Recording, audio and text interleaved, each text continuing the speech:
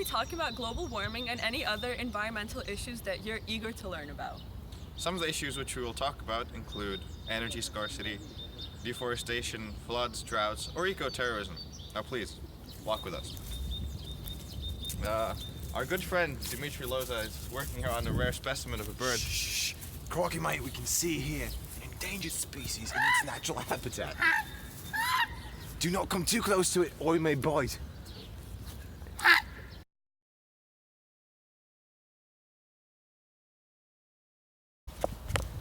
Sir, why are you tap dancing?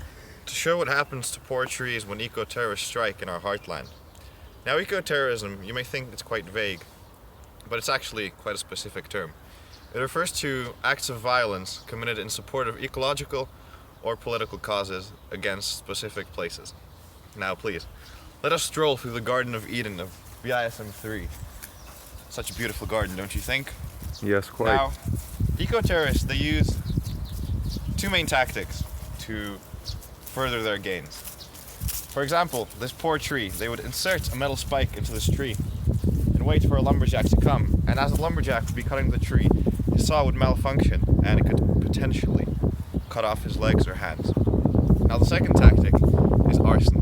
They will set buildings on fire, important buildings, to show to the authorities that they're ready to go to whatever ends. Imagine this building being set on fire to show how much oil is being produced in Russia.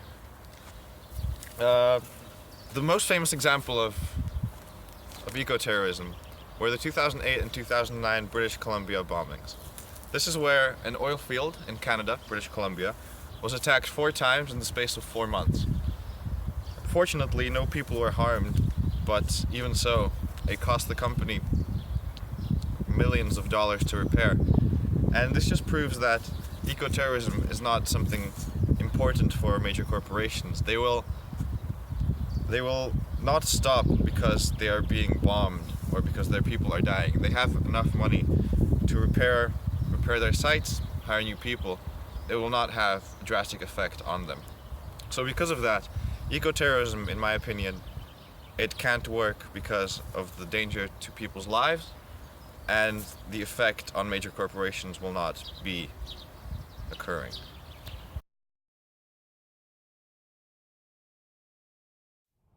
The People's Climate March will take place 2 days before President Obama and world leaders attend a climate summit at the UN. Climate change will bring more extreme weather, and action is now more urgent than ever.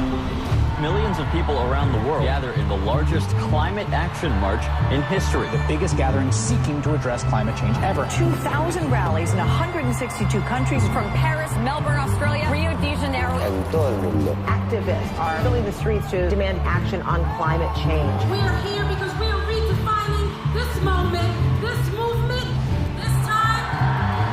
I want to thank all of the marchers today for coming together and taking a stand. We need you. Also a massive people's march. I hope the leaders of the world listened. We're the first generation to feel the impacts of climate change and the last that can do anything about it.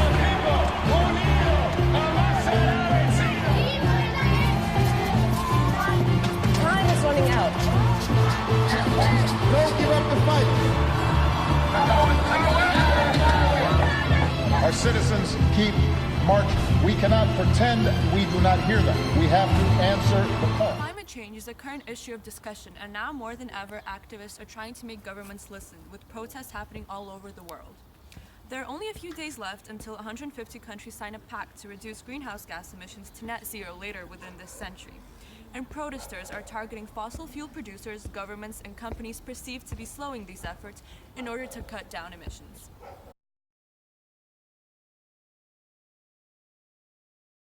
There is a few greenhouse effect gas into the atmosphere. It contains carbon dioxide, methane, troposphere, ozone, and so on.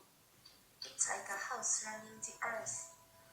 These atmospheres absorb the infrared and discharge it again. This greenhouse effect gas absorbs infrared, which goes out from the Earth and comes back. Thanks to this effect, the Earth can keep the temperature about 14 degrees. Without this gas, the Earth becomes very cold and we can't live. now, in the world, greenhouse effect gas is a big problem. These days, we are discharging the carbon dioxide and exhaust emission. Those materials make the greenhouse effect gas bigger. If the gas becomes bigger, its air can't go out of the Earth's temperature becoming hotter, and global warming will move on. We are using fossil fuel for power generation, using a lot of electric appliances and cars and make carbon dioxide. Also, we are cutting down many forests. Trees are good for discharging carbon dioxide. Greenhouse effect goes with action. We all have to think about the problem and stop increasing carbon dioxide. Air pollution is when harmful materials enters into Earth's atmosphere, causing diseases and deaths to humans, damage to other living organisms. In 2012, it caused the deaths of around 7 million, and the world's worst pollutants are indoor air pollutant and urban air pollutant. To understand the causes of air pollution, we need to firstly understand the types of pollutants. And the types of air pollutants are divided into two categories, which are primary pollutants and secondary pollutants. Primary pollutant is a pollutant which is the direct result of certain activities. For example, sulfur dioxide from factory is a primary pollutant. Secondary pollutant is a pollutant which is caused by reaction of primary pollutants. The example of it is the smoke caused by interaction of several primary pollutants. Air pollution is usually caused by the industrial and indoor activities. An increase in industrial activities are the major cause of air pollution. For example, in manufacturing industries, the exhaust from the factory, which contains hydrocarbons and organic compound, is causing air pollution. Also, pollutant emitting from vehicles including trucks, cars, trains, and airplanes cause immense amount of pollution. This is because burning of fossil fuel is causing an emission of pollutants such as sulfur dioxide, carbon monoxide, and nitrogen oxide. During mining operation for extracting minerals from the earth, massive amount of chemicals and dust is emitted. These chemicals and dust can cause health problems of the workers and air pollution. Same as industrial activities, agricultural activities also cause air pollution. It is usually caused by the ammonia and insecticides which they are using for killing insects. However, indoor air pollutant is also a significant cause of air pollution. Household cleaning products, painting supplies, or refrigerator emit toxic chemicals in the air and cause air pollution. Nowadays, people are facing different problems caused by air pollution. Main problem is health problem. The pollutants and smoke causing people to have respiratory infection, which can cause heart disease, lung cancer, and stroke. Also, it can lead to difficulty in breathing, asthma, and coughing.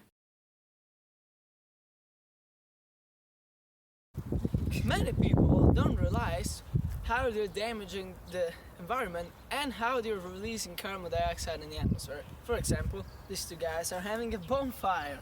Oh, hi. Oh, the weather's great today. Got a little barbecue going. By the way, Philip, you study chemistry, don't you? Now tell me, how do I make a fire? Anyways, to you, my friend.